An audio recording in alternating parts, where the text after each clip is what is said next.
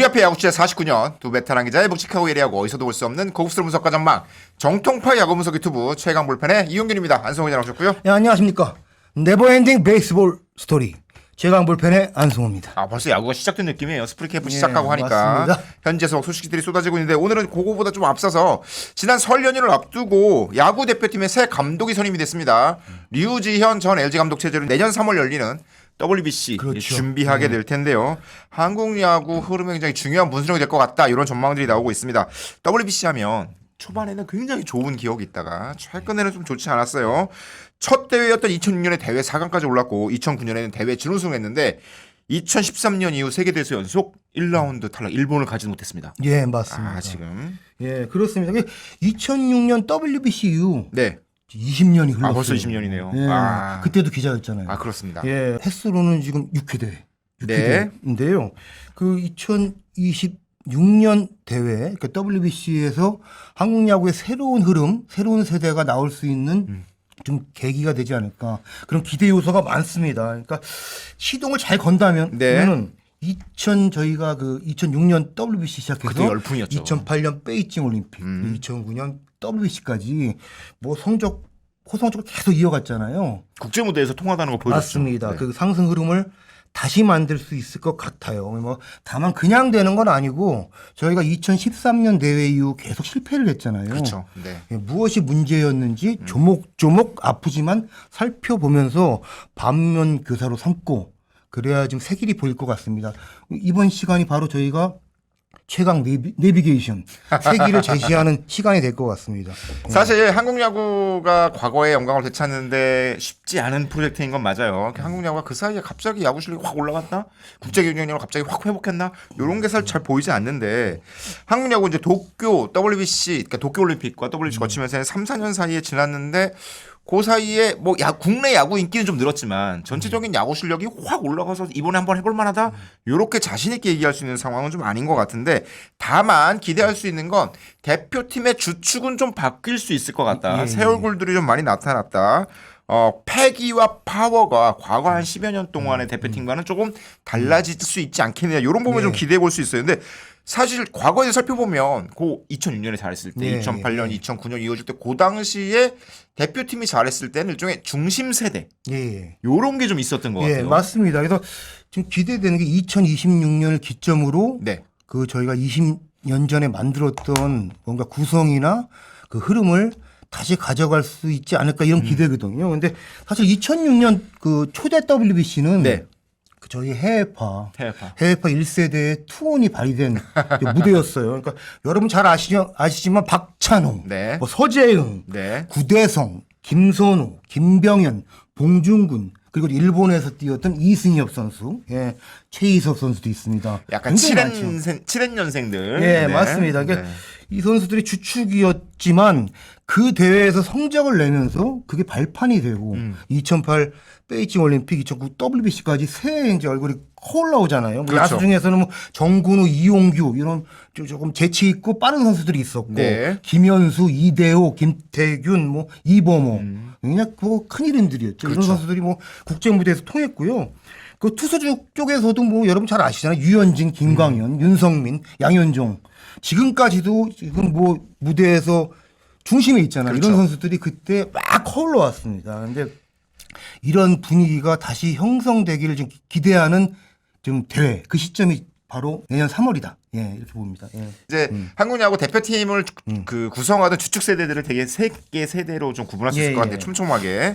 과거에 전례들이 있었어요. 그 세계 야구 청소년 대회 우승했던 멤버들. 그렇죠. 그 추신수, 이대호, 김태균 대표들은 82년생 그 세대들이 유명하죠. 2000년 이거 에드먼턴 세대라고 부르거든요. 2000년 캐나다 에드먼턴에서 열린 세계 청소년 야구 선수권 대회 우승하면서 요 중심축들이 한번 한국 야구를 좀 이끄는 역할을 해왔고 그 다음에 2006년 쿠바 청소년 세계 선수권 대회에서 우승한 멤버들이 있거든요. 그렇죠. 요게 이제 김광현, 양현종, 이용찬, 김선민. 이게 88년 세대인데 그 한 해 앞선 87년생들. 그때는 이제 청소년 야구 선수 대회가 없었고 아시아 대회만 있었는데 그때 뭐 유현진, 김현수, 강정호 맞습니다. 뭐 요런 멤버들이 주축을 이뤘던 멤버들. 그 다음에 2008년에 또다시 에드먼턴에서 청소년 야구 선수권 대회 우승하거든요. 요때 멤버들이 90년생 세대들 지금도 뛰고 있는 김상수, 안치홍, 허경민, 박건우, 정수빈 요 선수들이 활동하던 시대.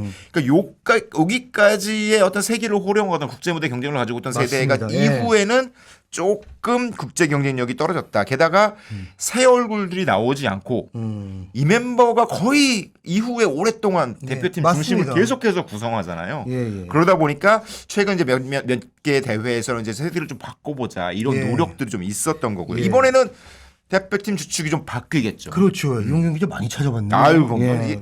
제가 한창 야구 기자로 예. 활약할 때 아유, 잘했던 선수들이라서 짧은 역사 책 보는 것 같습니다. 2026년 WBC는 아마 네.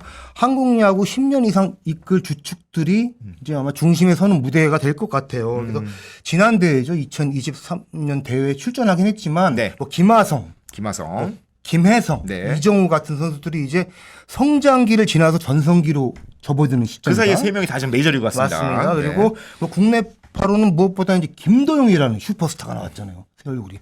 그리고 준베테랑 그룹에서는 구자욱 같은 선수들이 좀 중심을 잡아주는 그렇죠. 지금 자원이 되지 않을까 이런 그림이거든요. 그리고 또 뭐 김태균, 이대호 하면 대표팀 4번 타자 이런 이미지가 떠오르는데 이 자리는 아마 노시안 같은 선수들이 아마 채워줘야 되고 아마 올 시즌 어떤 모습을 보이냐에 따라서 그 대표팀의 기대치도 달라지지 않을까 확실히 이런 생각이 듭니다. 어린 선수들이 많아졌죠. 근데 오시만을 비롯해서 뭐 삼성의 김영웅, 이재현도 있고 예, 롯데의 맞습니다. 윤동희 등 국제 무대에서 잘하는 선수들이 조금씩 나오고 맞습니다. 있잖아요.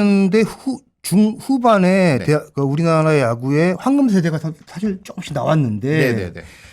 저 황금 세대가 다시 탄생하는 재탄생되는 그런 좀 시간이 되기를 좀 뭐 저희가 이제 뭐 기대하는 거죠. 희망하고. 앞서 살펴봤듯이 이제 82년 세대들이 있고 80년대 후반 세대들이 있고 한 번씩 예. 이 황금 세대를 만드는 구성들이 있잖아요. 이게 한국 야구의 어떤 세대 흐름을 따져 보면 일종의 좀 롤모델 이런 게 있었다라고 싶은데 맞습니다. 사실 박찬호 키즈 예. 그러니까 박찬호가 메이저를 데뷔했던 94년부터 98년, 99년까지 그때 야 메이저리그를 가서 할 수 있네라고 그렇죠. 보고 야구를 시작한 세대들이 이제 뭐 82년생, 88년생, 90년생까지 맞습니다. 뭐 골프의 박세리 키즈처럼 그렇죠. 야구의 박찬호 키즈. 예. 그 다음에 2006년 WBC, 2008년 베이징 올림픽에서 한국 야구 굉장히 인기를 끌면서 그때 나도 야구 해보면 어떨까라고 시작한 세대들이 이제 막 99년생부터 2003년생까지 최근에 입단 프로야구에 들어온 선수들이거든요. 그러니까 요 베이징 키즈들이 이제 본격적으로 대표팀의 주축 역할을 할 수 있지 않을까. 예. 사실 그 박찬호 키즈와 베이징 키즈 사이에 또 약 한 10여 년간의 공백이 생겼던 가운데에는 2002년 한일 월드컵이 있고 맞습니다. 그때 예. 월드컵 열기로 굉장히 운동 잘하는 예. 아이들이 예. 축구 쪽으로 좀 쏠리면서 그렇죠. 야구에 좀 예, 재능이 덜 공을 몰리는 많이 찼죠. 글러브를 놓고. 예. 이제 그런 과정들을 겪으면서 이제는 다시 한번 야구의 황금 세대가 등장할 때가 되지 않았나. 예, 이제 여기까지 이제 새로운 얼굴들이 기대되는 측면이 있는데 최근 그 한국 야구의 부진은 뭐 방망이도 잘 못 치긴 했지만 믿고 맡길 에이스가 좀 부족했다. 예, 선발 투수 찾는데 매번 그냥 대회마다 고민이 큽니다. 계속 유현진, 양현종, 예, 김광현 예, 막 그러니까 이세 돌려막다가 맞습니다. 국제대회하면 또 투수력인데 네. 일단 뭐 일본 대표팀 오타니가 선발로 나왔다 그러면은 아이고야. 그냥 사실은 적고 들어가야 되는 분위기도 있었잖아요. 그랬죠. 예, 네. 그런데 뭐 말씀하신 대로 좀 뭐 과거 대회는 뭐 유현진이다, 네. 뭐 김광현이다, 봉준군이다. 그래서 구성 자체의 고민은 크게 없었어요. 일단 예. 대진표에 따라서 선발 딱딱딱 정해놓고 예, 갈 수 예, 있는 저희도 이제 예측 가능했고 네. 실질적으로 마운드에 올라서도 그만큼의 기량 발휘를 했고요. 그런데 투수 파트는 올해 아마 그 뭐 유지현 감독부터 해서 코칭 스태프가 전국 방방곡곡 다니면서 네. 아마 그 성장하는 모습 선수들의 움직임을 보고 아마 답을 찾아야 될 것 같아요. 아마 투수도 새로운 세대에 의해서 내년 대표팀 운명이 갈릴 것 같은데요. 네. 뭐 선발 에이스 하면 딱 아직 떨어지진 않지만 곽빈, 예, 뭐 문동주, 소형준, 원태인 뭐 이런 선수가 있고 뭐 자완으로는 뭐 LG 손주영 선수 굉장히 좋았는데 얼마나 더 성장할지 좀 이렇게 주목해 볼 만한 것 같습니다. 이런 그룹이 있고요. 네. 무엇보다 저는 이제 불펜 카드가 굉장히 중요할 것 같아요. 대표팀 단기전이잖아요. 네. 그렇기 때문에 저희가 그때 불펜 카드는 굉장히 기대가 되는 이름들이 많아요. 그렇죠. 박영현, 네. 또 김태견, 예, 그리고 김서현 선수도 많이 좀 좋아지고 있는 프리미어 것 같고요. 투어에서 그거 완벽했어요. 그리고 SSG의 강석구, 또 조병현 선수도 조병현까지. 기대가 됩니다. 이런 에너지 넘치는 불펜 카드가 있는데요. 네. 과거에 저희 그 국가대표 팀들이 국제 무대에서 고성적 낼 때는 그 불펜에서 경쟁력이 있었잖아요. 여러분 아시겠지만 뭐 오승환 선수. 그렇죠. 국민노의 누구죠? 정현욱 선수. 그리고 뭐 좀 그 스타일은 다르지만 뭐 정대현 선수나 임창용 선수. 예. 그 어느 시점에 뭐 5회 위에 올라와서 1이닝 막는 거가 어렵지 않은 이름들이었잖아요. 특히 첫 회도회 때는 박찬호 선수가 마무리로 나오기 맞습니다. 했었으니까. 예. 카드가 많았죠. 김병현 선수도 구대성 선수도 있었고요. 예. 그런 구성을 만들어가는 게 굉장히 중요할 것 같아요. 예. 근데 뭐 또 있죠. 뭔가 우리가 찾을 수 있는 공간이 또 있을 것 같습니다. 실제로 이제 프리미어 12의 단기전 승부를 보면 예. 그때는 뭐 선발 투수가 짧게 던질 수밖에 없어서 불펜이 많이 나왔다라고 하지만 오히려 선발을 더 짧게 쓰고 불펜으로 차고 막아는 불펜대 형태의 운영을 했으면 어땠을까라는 싶을 예, 정도로 예. 불펜 투수도 굉장히 잘 던졌어요. 맞습니다. 그런 거 고려한 것도 한 방법일 것 같은데 만약 선발 에이스의 폭을 넓히자면 WBC는 특별룰 같은 게 있잖아요. 그렇죠, 대표팀을 그렇죠. 뽑을 때 뭐 할머니 할아버지까지 다 뒤져서 좀 걸쳐 있으면 뽑을 수 있는 이런 룰이 있기 때문에 지난번 토미 현수 에드먼이 대표팀에 포함됐던 것처럼 지금 SSG에서 뛰게 될 미치 화이트. 예, 미치 화이트. 한국계 선수니까 예. 대표팀 선발이 가능하고요. 2023년 텍사스가 월드시리즈 우승할 때 불펜으로 뛰었던 데인 더닝도 예, 데인 더닝 선수 한번 주목해볼 만한. 네, 지난 시즌은 이제 어깨 부상 때문에 조금 부진했는데 다시 건강하게 시즌 합류할 것 같고 올 시즌 이제 텍사스에 선발 투수가 많아서 불펜으로 뛸 것 같긴 한데 데인 더닝도 지금 몸 상태 좋다라고 하니까 쓸 수 있는 카드는 조금 늘어날 수 있지 않을까 마운드 예. 쪽에서 이런 생각이 들어요. 근데 사실 지난 대회 WBC 뭐 프리미어 12 이런 거 대회들도 보면 새 얼굴에 대한 기대감이 좀 있었잖아요. 젊은 투수들 네, 그렇죠. 있었고 특히 맞습니다. 고용표 뭐 이런 예. 다양한 유형의 투수들 예. 이렇게 다 기대감이 있었는데 2023년 WBC 때 이게 생각보다 팀이 좀 약하네.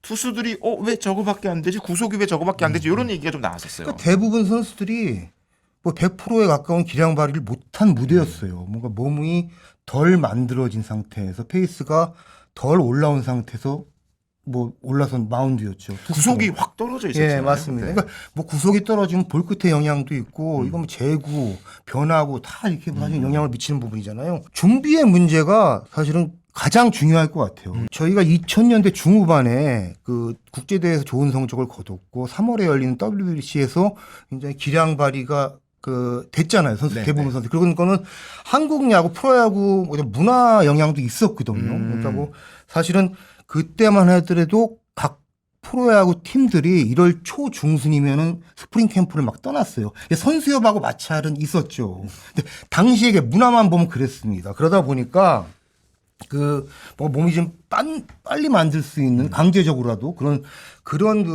패턴이었고요. 뭐 김성근 감독이 계시던 SK 같은 경우는 뭐 1월 10일 전에 막 캠프를 시작했고요. 제가 그때 한번 기억 더듬을 보면서 제가 쓴 기사를 한번 찾아봤어요. 네. 그랬더니 2008년 SK는 캠프를 1월 6일 날 시작했더라고요. 지금 상상이 안 가죠? 제 기사 제목이 캠프 지옥 캠프에서 60일짜리 초장. 근데 사실은 네, 그때는 뭐 시즌 끝나자마자 바로 12월 중순까지 마무리 캠프 한다고 예, 잠깐 맞습니다. 쉬었다가 다시 뭐, 스프링 예. 캠프 가는. 지옥 캠프. 결혼 지옥이 생각이네. 결혼 지옥 아니지. 그러다 보니까 그 부분을 노코멘트하고 하더라고요. 예. 그러다 보니까 사실은 3월달 열리는 대회 때 예. 다른 팀에 비해서 컨디션이 굉장히 많이 올라와 있던 상태. 맞습니다. 그러다 보니까 뭐 기억하시죠? 2006년 대회에 네. 그냥 그때는 저희가 일반 대회에서 만나기가 힘들었던 이미 TV로만 보던 뭐 메이저리그 슈퍼스타들이 대거 출전했잖아요. 미국 그렇죠. 대표팀으로도 그때 미국 팀과 경기에서 돈트렐 윌리스 선수 2005년 22승 얻었어요. 그때. 투구폼도 굉장히 독특하고. 예, 아이고 와일드하잖아요. 약간 네. 스리코트형으로 나오고. 근데 이 선수 공을 과연 칠 수 있을까 이게 의문이었는데 이 선수가 또 대회 전에 한국전 앞서 뭐 공 한 50개 정도로 5이닝 맞췄으면 좋겠다 이런 얘기까지 맞아요. 했어요. 사실 80개 제한이 있었잖아요. 투구수. 그렇죠. 근데 50개도 못 던지고 3회만 던지고 강판당했나? 당했죠. 그때 최희섭 선수 예, 뒤로 맞고 막. 뭐 2009년 대회도 같은 흐름이었는데 몸 만드는 속도가 달랐던 겁니다. 사실은 그때는. 근데 그거를 강제적으로 만들 수 있나 어떻게 해야 되나 이 지점이 굉장히 중요할 것 같고 2013년 대회 이후에는 사실은 그 캠프도 점점 늦춰지고 그런 그렇죠, 영향이 그렇죠. 있었거든요. 네, 그러니까 네, 네. 한번 좀 냉정하게 들여다볼 부분 같아요. 똑같이 훈련해서 지금은 1월 말이나 2월 초에 캠프 시작하잖아요. 그렇죠. 예.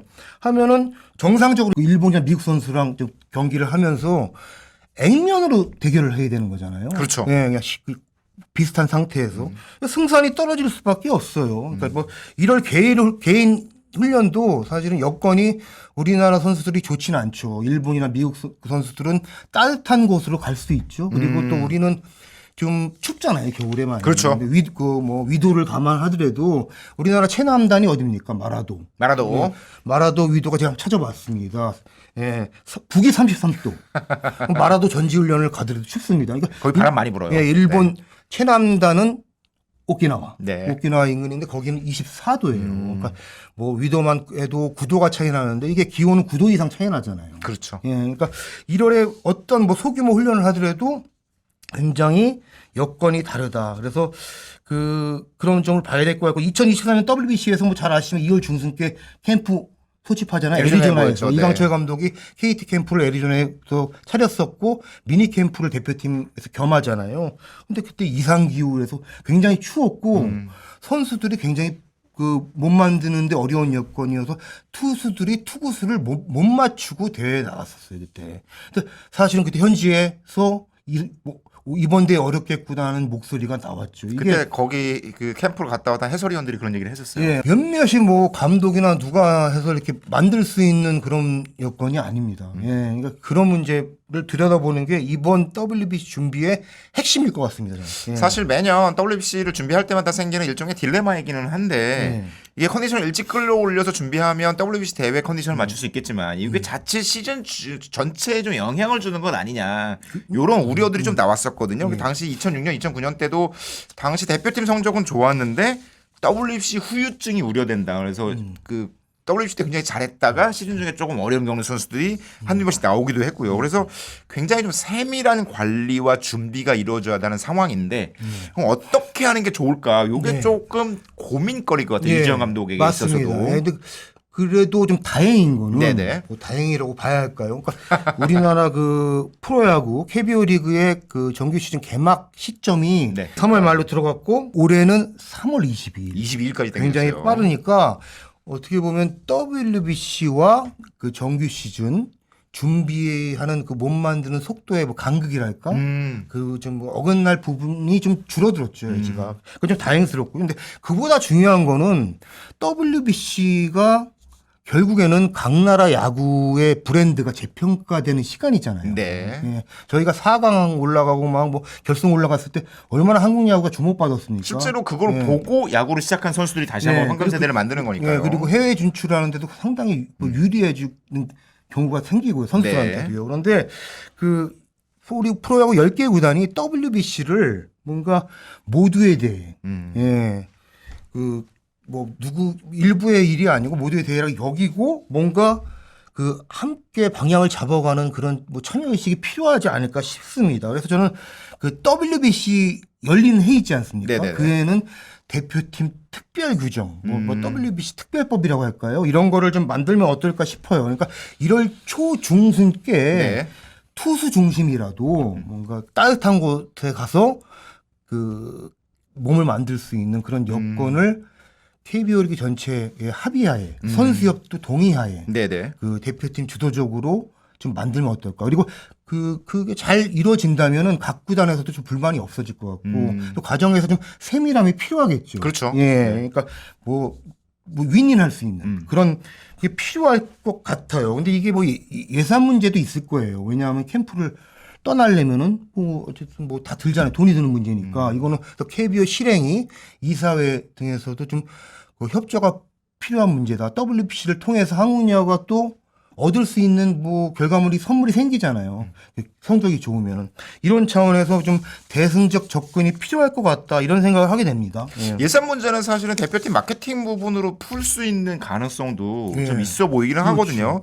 사실 이제 구단들이 그 부분에 대해서 얼마나 마음을 모을 수 있느냐가 관건일 텐데 지금까지 대표팀 구성 운영에 있어서 구단들이 이 대표팀보다는 자기 팀을 먼저 생각하는 장면들이 없지 않아 있었거든요. 있었죠. 프리미어 12 대표팀 구성할 때도 혹시 그런 것 아니냐라는 유준일 감독의 이제 속내가 슬쩍슬쩍 비춰지기도 했는데 그런 부분들을 일단 먼저 마음을 모으는 준비를 해야 될 것 같고 여러 가지 문제를 해결하기 위해서 지금 캠프 일정을 당기는 이런 문제와 함께 고민해봐야 할 게 사무라이 재팬, 그러니까 일본 야구 대표팀이 사무라이 재팬이라는 별명을 갖고 있잖아요. 이 팀을 예. 어떻게 운영하는지를 좀 지켜봤어요.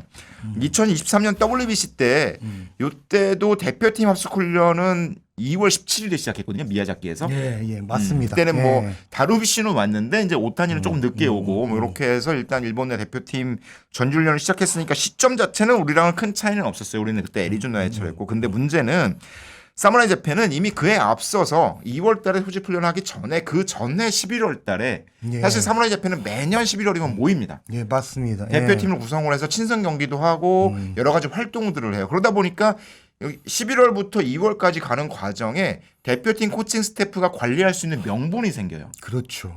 체크도 할 수 있고. 예. 근데 한국은 그게 아니라 모이기 전에는 물론 구두로 전달은 하겠지만 각 팀의 시스템에 맡겨놓는 상황이잖아요. 그렇죠. 그러다 보니까 그게 계획별로 좀 차이가 생기고 정작 애리조나 대표팀 캠프에 모였는데 선수마다 준비가 다 다르고 예. 이런 문제가 생기면서 준비가 잘 안 됐다는 점 고려하면 실제로 11월부터 그러니까 대표팀을 운영하는 방식에 대한 전체적인 틀에서의 고민이 이루어진다면 대표팀 상시 체제에서 대표팀 코칭 스태프가 어느 정도 들어가서 요거는 여기까지 해줬으면 좋겠다라고 얘기할 수 있는 권리와 책임까지도 예. 정해질 수 있지 않을까. 그런 차원에서 유지현 감독의 숙제가 만만치 예. 않겠다 이런 예. 생각이 들어요. 네, 그렇습니다. 유지현 감독하고도 좀 저 통화를 좀 해봤습니다. 네. 그랬더니 유지현 감독 뭐 얘기를 좀 뭐 이렇게 뭐 전반적으로 좀 뭐 풀어보면은 네. 이미 준비를 시작한 것 같아요. 음. 그러니까 뭐 이제 코칭 스태프 조만간 확정 발표할 것 같은데요. 네. 뭐 대표팀 스태프에도 뭔가 여러분 나중에 발표하면은 흐름 변화가 있지 않을까. 예, 좀 새 얼굴들이 보일 것 같고요. 조금 젊은 축으로. 예. 그리고 네. 한국 야구 뭐 사명감 짊어지고 정말 책임감을 갖고 WBC까지 한번 불살러 보겠다 그런 이름들이 많이 나올 것 같습니다. 책임감이 가질 수 있는 밖에 없는 시간이잖아요. 왜냐하면 너무 그렇죠, 실패를 그렇죠. 많이 했기 때문에. 네네네. 그리고 새로운 세대의 출발점인데 지도자 세대도 새로운 출발점이라고 보이거든요. 그렇기 때문에 하고 일단 2월 말 대만에서 예선 라운드가 또 열리는 게 있어요. 그렇죠. 그러니까 우리는 이제 본선 아마 1단까지 진출 확정이 유지현 됐지만 감독 중심으로 가서 직접 보고 체크하고 아마 그 정리 작업을 들어갈 것 같고요. 3월 초에 뭐 일본 네. 사무라이 재팬 대표팀은 네덜란드와 또 두 차례 평가전 한대요. 그러니까 일본 대표팀은 이렇게 계속 스케줄 관리를 합니다. 그렇죠. 우리도 좀 자주 모여야 그 돼요. 네덜란드가 저 오렌지 군단 축구만 하는 게 아니고 저희가 2013년 대회에서 네. 네덜란드한테 1라운드에 잡혔잖아요. 근데 네덜란드 야구 대표팀은 이제 큐라소 출신들이 많으니까 맞습니다. 남미에, 예. 중미에. 그러니까 두루두루 어떤 팀은 어느 시점에 만날지 모르니까 여러 플랜을 갖고 준비를 할 것 같아요. 그러니까 국제대회가 기본적으로 뭐 기세, 분위기, 뭐 슈퍼스타 몇몇에서 좌우되는 거는 분명하지만 이번 대표팀은 어느 대회보다 데이터 확보, 분석에 많은 투자를 하면서 여러 플랜을 갖고 결전에 들어가겠다. 이런 좀 느낌을 제가 받았습니다. 유지현 감독이 엄청 바쁘게 다닐 것 같은데 제가 얘기 들으면서 드는 생각이 네. 홍길동처럼 동해 번쩍 서해 번쩍 대구해 번쩍 광주해 번쩍 창원해 번쩍 하면서 뭐 움직이지 않을까. 선수들을 만나서 보고 뭐 직접 보고 대표팀 감독 나타나면 젊은 선수들 동기부여도 될 것 같아요. 그렇죠. 네, 그리고 메시지도 미디어 통해서 전달하고 특히 뭐 메이저리그 진출을 염두에 두고 있는 선수들이라면 그렇죠. 더욱 예. 열심히 해야 되는 모습이 생길 테고 사실 과거에 대표팀 감독님들이 그 현장에 그 실제로 팀을 지휘하는 감독님들의 부담을 좀 줄여주기 위해서 예.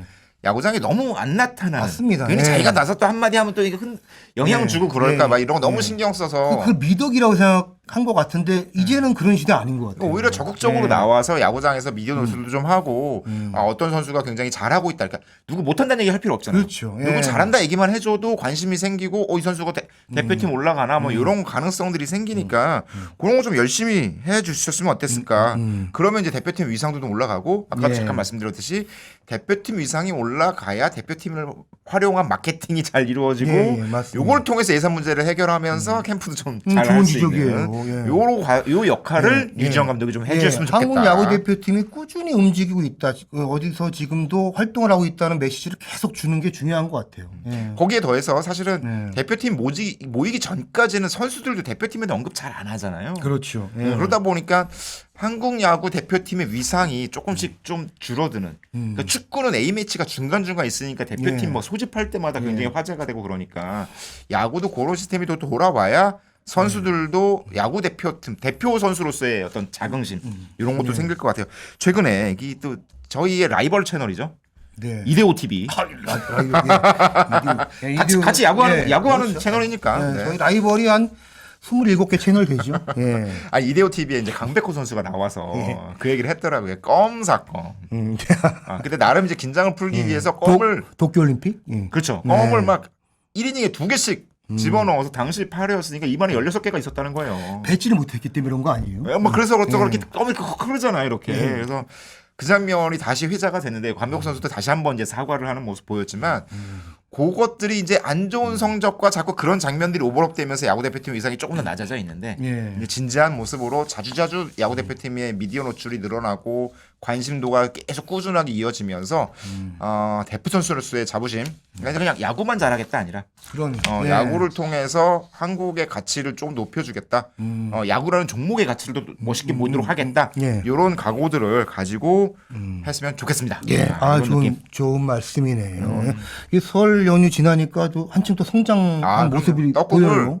예, 한 번 더 어른이 된 이용균 기자의 모습. 예. 떡국을 꽤 많이 먹었습니다. 예, 떡국 많이 평소에도 많이 먹는데 또 추가로 또 이제 한 그릇만 먹었어야 먹었으니까. 되는데 예, 떡국을 많이 먹다 보니까 한층 성숙한 듯한 탄수화물 예, 좋습니다. 자, 야구 대표팀이 멋있고 야구가 멋있고 태극마크가 멋있는 야구가 될 수 있도록 최강 볼펜도 더욱더 멋있는 야구 위해 열심히 노력하겠습니다. 감사합니다. 예, 감사합니다. 예.